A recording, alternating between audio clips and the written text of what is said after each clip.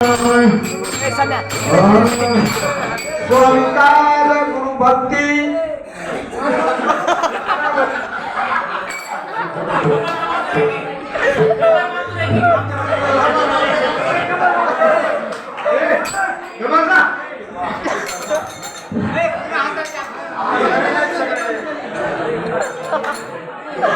विठाला विठाला विठाला विठाला विठाला विठाला विठाला विठाला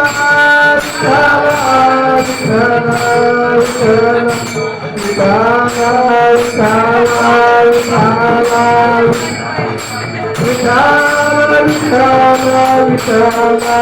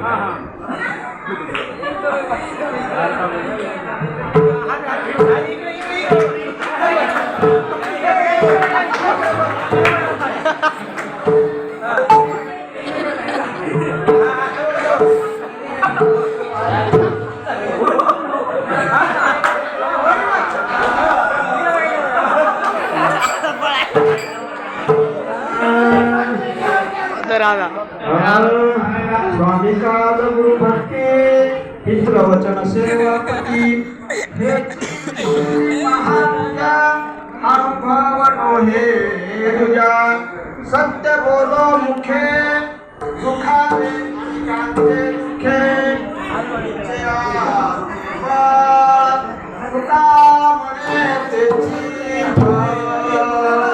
पांडुरंगा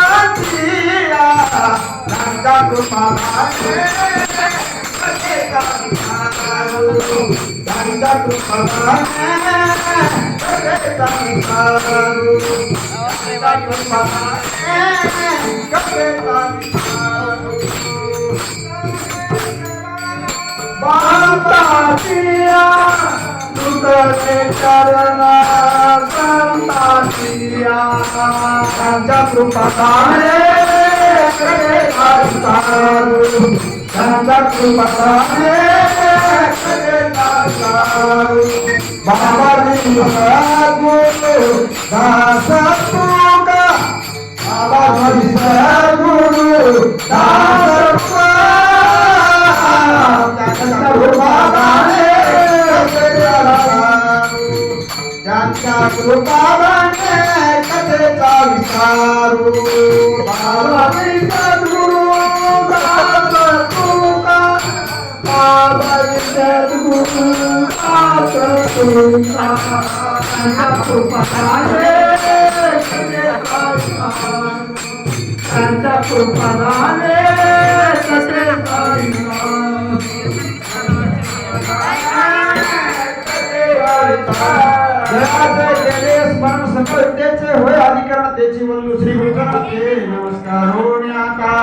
शरण शरण हनुमंता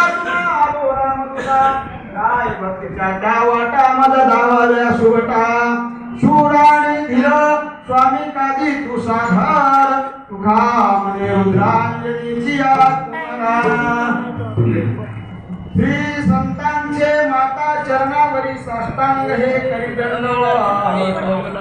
ओम नमो व्याध्याय वेद प्रतिपाद्याय जय जय शुंशुम येथे आत्मरूपा देवा तू सकलेषु सकलमती प्रकाशु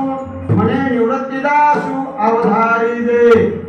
दक्षिणे लक्ष्मण यशवानेन जनकात्मजा सुतम वंदे रघुनंदनं मनोजगतं मारुतिपुत्रवेगं जितेन्द्रं बुद्धिमता वरिष्ठं वातात्मजा वंदयोत्यमोक्षं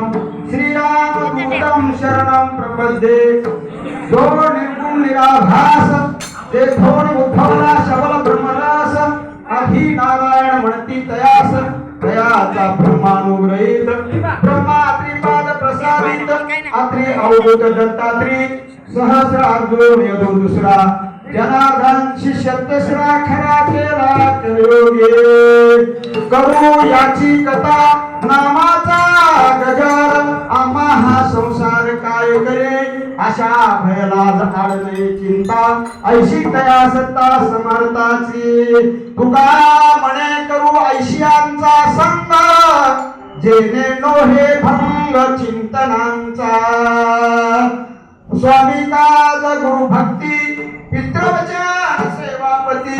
हेच विष्णूची महापूजा अनुभव नोहे तुझा सत्य मोलो मुके दुखावले अनेकांचे दुखे निश्चयांचे बळ तुका म्हणे तेची फळ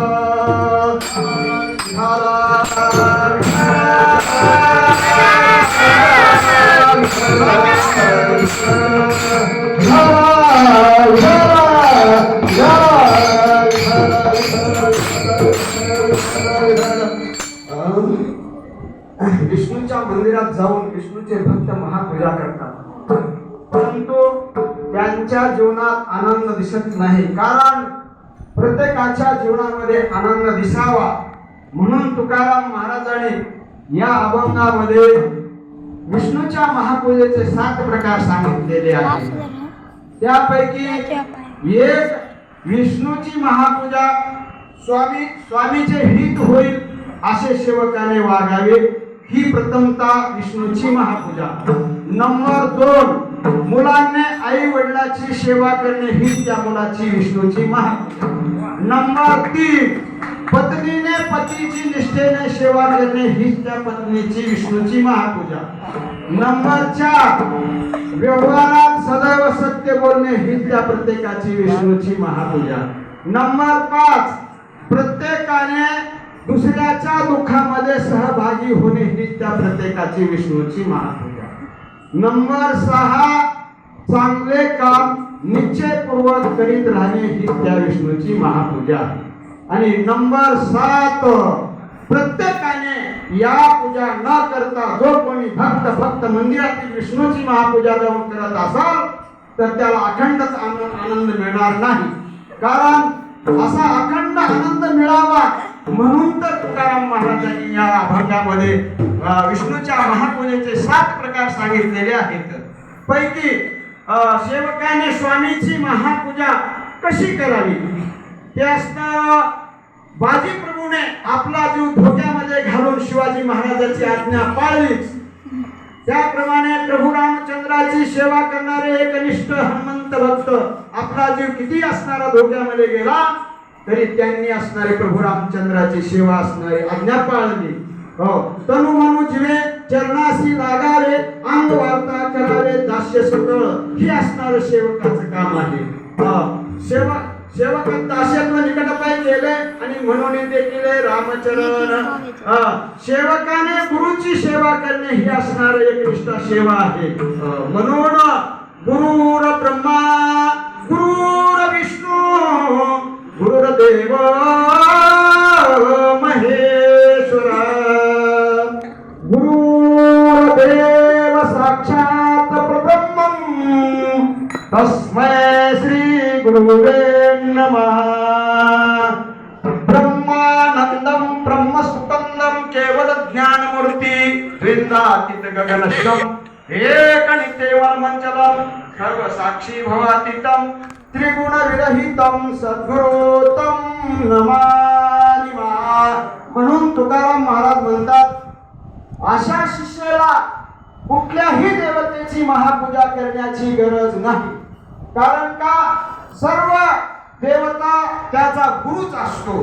ज्याप्रमाणे निष्ठेने असणारी गुरुची सेवा केली तर त्याचा तो असणारा गुरुच असतो सेवके करावे सांगितले काम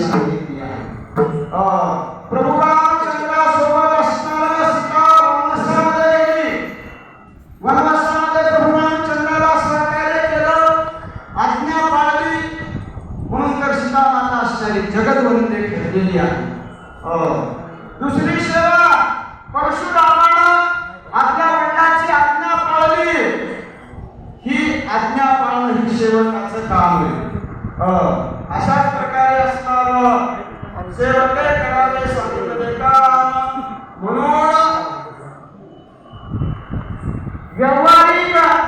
जीवनामध्ये सदैव असणारं सत्य बोलणे. खरं